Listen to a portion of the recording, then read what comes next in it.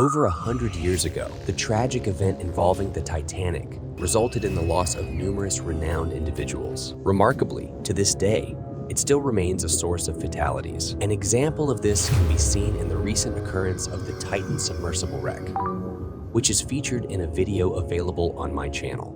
It prompts us to question whether there is a curse associated with these incidents, if there's a recurring pattern at play, or if it can be attributed to an engineering error. On the 10th of April, 1912, an important event occurred. Titanic, which was the largest and most luxurious ship of its time, embarked on its inaugural journey from Southampton to New York. The ship accommodated a diverse range of passengers, including prominent industrialists, actors, and immigrants seeking a better life in America. The experienced 62-year-old senior Captain Edward John Smith commanded the vessel. The Titanic generated immense excitement among the passengers, the public, and the media. Its colossal size, measuring approximately 269 meters in length and over 53 meters in height, made it the largest ship in the world. Moreover, the opulent amenities aboard the ship were truly awe-inspiring. Constructing the Titanic cost around $7.5 million at that time, which, accounting for inflation, would amount to $400 million today. The ship's interior boasted exquisite features, such as stained glass windows, intricate wood paneling, 2 grand staircases, a heated swimming pool, a Turkish bath, an electric bath, a gym, a squash court, 4 restaurants, 2 barbershops, and a library. Additionally, the Titanic was believed to be unsinkable due to its advanced safety measures. Its construction was considered incredibly secure, earning it the reputation of a ship that could never sink. The company responsible for building the ship was White Star Line, whose vice president confidently declared its unsinkable nature. However, just 2 days into its maiden voyage, on April 12, 1912, the Titanic began receiving its first warnings about ice in its path. The Atlantic Ocean, through which the Titanic was traversing to reach America, was filled with ice, including towering icebergs that posed a threat to the ship. Receiving warnings about icebergs was not uncommon in the maritime industry.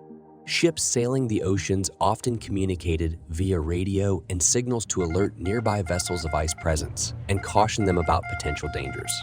Upon receiving these warnings, the Titanic altered its course twice in an attempt to avoid danger, but it maintained its speed without reduction. The ship continued its journey towards its destination at a speed of 21.5 knots, equivalent to 40 kilometers per hour. 2 days later, on April 14, 1912, the Titanic received 7 additional ice warnings, but Captain Smith and his crew chose to disregard them. They did not slow down the speed of the Titanic. As the day progressed and evening fell, the sun set, and temperatures dropped. Notably, the moon was not visible that night, resulting in the absence of moonlight and poor visibility. The ship featured a crow's nest, a small elevated platform serving as a lookout point. Someone was assigned to sit atop it, keeping a watchful eye on the ship's course for any traffic or obstructions. The individual stationed in the crow's nest had to endure extremely low temperatures and the chilling gusts of wind. Furthermore, it was nighttime, and the cold winds caused tearing of the eyes, making it challenging to see clearly. At 11:39 p.m., a crew member named Friedrich Fleet, stationed in the crow's nest, spotted a massive iceberg ahead. He urgently rang the bell 3 times to alert those below, then used the phone to inform the officers on the bridge about the impending danger. He shouted that there was an iceberg directly in front of them and urged immediate action to steer the ship away. First Officer William heard the message and signaled the engine room to turn the ship to the left. Unfortunately, it was too late. Just 1 minute later, at 11:40 p.m., the Titanic collided with the iceberg. The iceberg that the Titanic collided with was not small.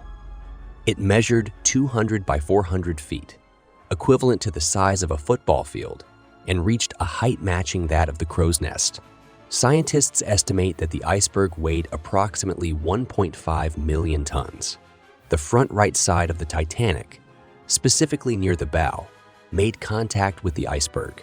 The bow refers to the forward, most part of a ship located at the front. In the provided picture, it is the section right at the front of the ship. The part above the bow is called the stern, while the protruding part below is called the keel. During the collision, the Titanic grazed against the iceberg for around 10 seconds, resulting in a significant dent and the formation of small holes in the ship's main body.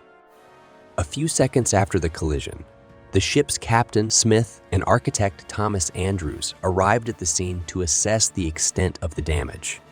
When they witnessed the severity, they realized that the ship was destined to sink. They were utterly shocked by this realization, as they had believed the Titanic to be unsinkable, given its impressive safety features.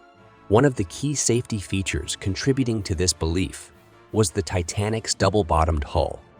The hull refers to the main body of the ship, and a double-bottomed hull means it had 2 layers. This design ensured that even if the lower layer was damaged, the second layer could provide additional protection and potentially save the ship. The second safety feature of the Titanic was the division of its hull into 16 separate watertight compartments. Even if 4 of these compartments were filled with water, the ship was designed to remain afloat without significant consequences. However, the impact with the iceberg occurred on the side of the ship where the double-bottomed hull did not provide additional protection. This rendered the double hull ineffective. The impact was so substantial that it breached 6 out of the 16 watertight compartments, causing water to flood into them. This exceeded the limit of 4 compartments that the ship could withstand. With 6 compartments flooded, the Titanic was unable to avoid sinking, despite its reputation as an unsinkable ship.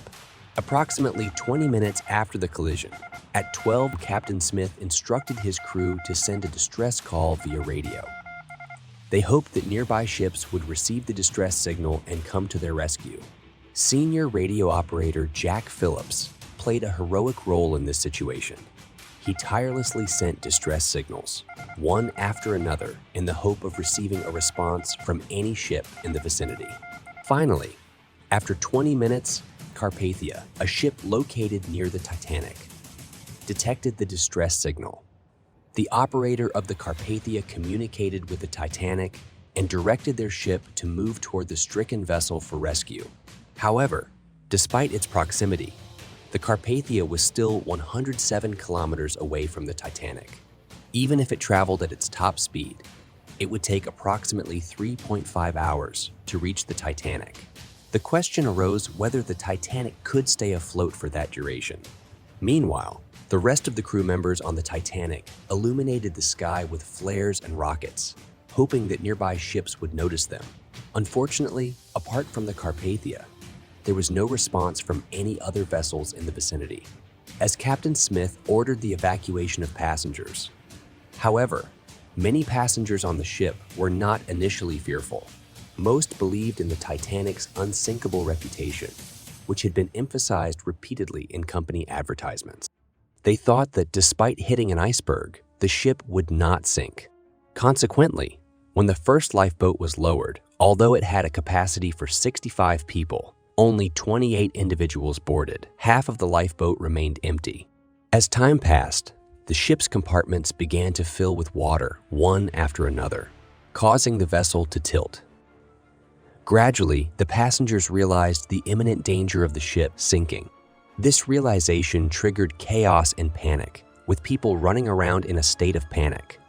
A significant amount of water had flooded the compartments at the front of the ship, submerging the bow underwater.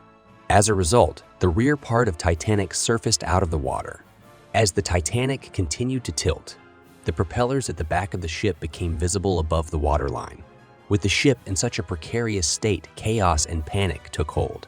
People started fighting amongst themselves for a place in the lifeboats. The problem was that there were only 20 lifeboats on the ship, capable of accommodating approximately 1,200 people. However, there were around 2,200 individuals on board. The last lifeboat was lowered from the Titanic, but there were still 1,500 people remaining on the ship. Amidst the chaos, some individuals tried to forcefully secure a place in the lifeboats, while others accepted their fate and stayed behind on the sinking vessel. Eyewitnesses report that the ship broke apart into two halves and then slowly began to sink. It took less than 3 hours for the supposedly unsinkable ship to succumb to the ocean. Of the 1,500 people remaining on board, many either drowned with the ship or, if they knew how to swim, succumbed to hypothermia in the frigid water, which was at a temperature of 2 degrees Celsius. Falling into water at such a low temperature would result in death within minutes due to hypothermia.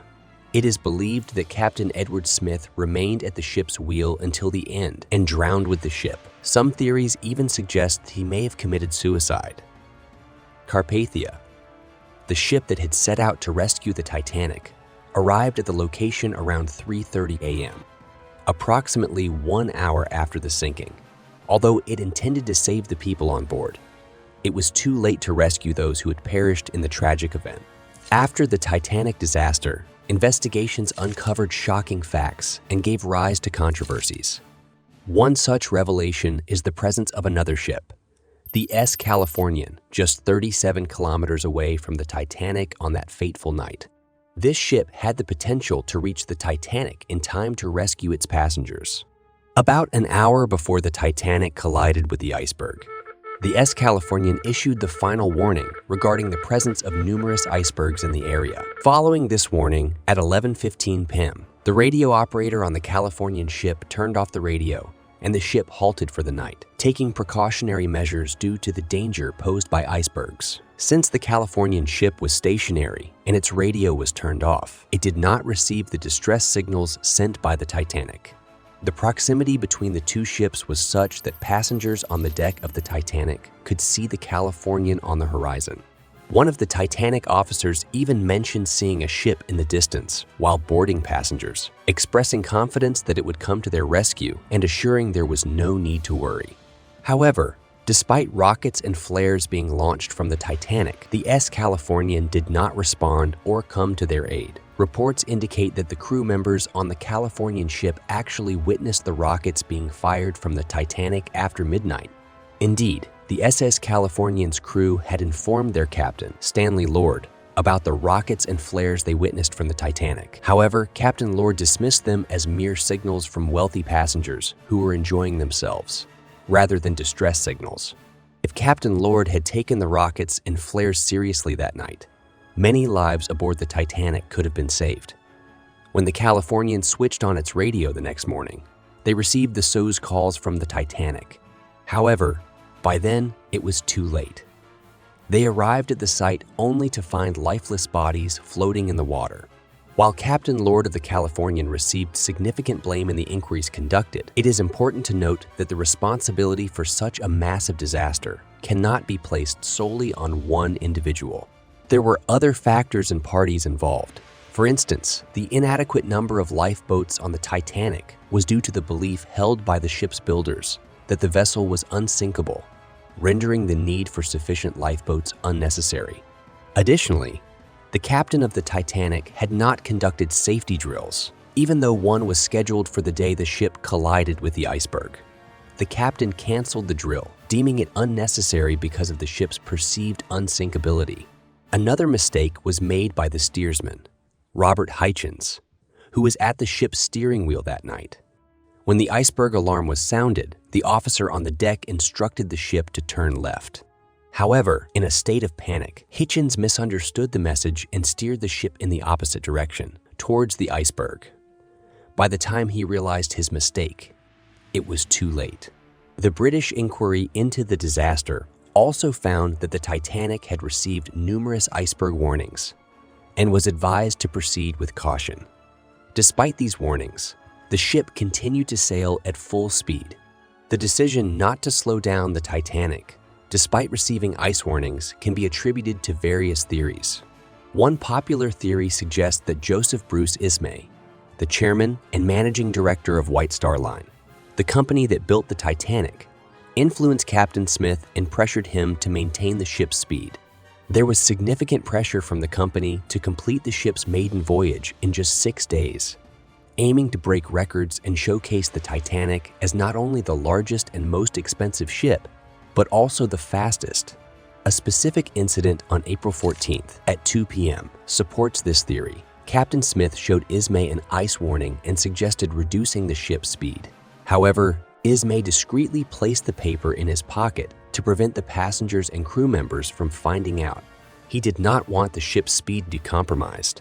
This single disaster had a profound impact on the maritime industry worldwide. It led to the implementation of new regulations and standards to prevent similar tragedies in the future. In 1914, the International Ice Patrol was established as part of these efforts. The sinking of the Titanic led to the signing of the International Convention for the Safety of Life at Sea, which established new standards for ships. Regulations such as the requirement for a sufficient number of lifeboats for every passenger were implemented to enhance safety at sea. The wreckage of the Titanic was discovered by American ocean explorer Robert Ballard and French oceanographer Jean-Louis Michel in September 1985, located approximately 3,800 meters beneath the sea surface. The wreckage was found in two separate pieces, about 600 meters apart. Over the years, the ship's remains have been subject to erosion and degradation due to environmental factors. Bacteria and other organisms have been eating away at the metal framework of the ship. It is estimated that by 2030, the Titanic's remnants will likely disintegrate completely underwater.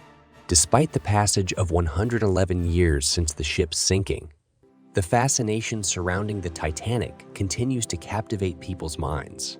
In 2012, an Australian billionaire named Clive Palmer announced plans to build Titanic II, a replica of the original Titanic, and intended to sail it on the same route. However, due to delays, the project, as of 2023, remains unfinished. The lack of interest in the project has been attributed to the absence of modern amenities like TV and Wi-Fi, which people expect in a replica ship. It is possible that the Titanic II may never set sail, becoming a symbolic example of the unsinkable ship's fate. If you enjoyed this video, here are some other recommendations, such as the Titan submersible crash video. Thanks. See you in the next video.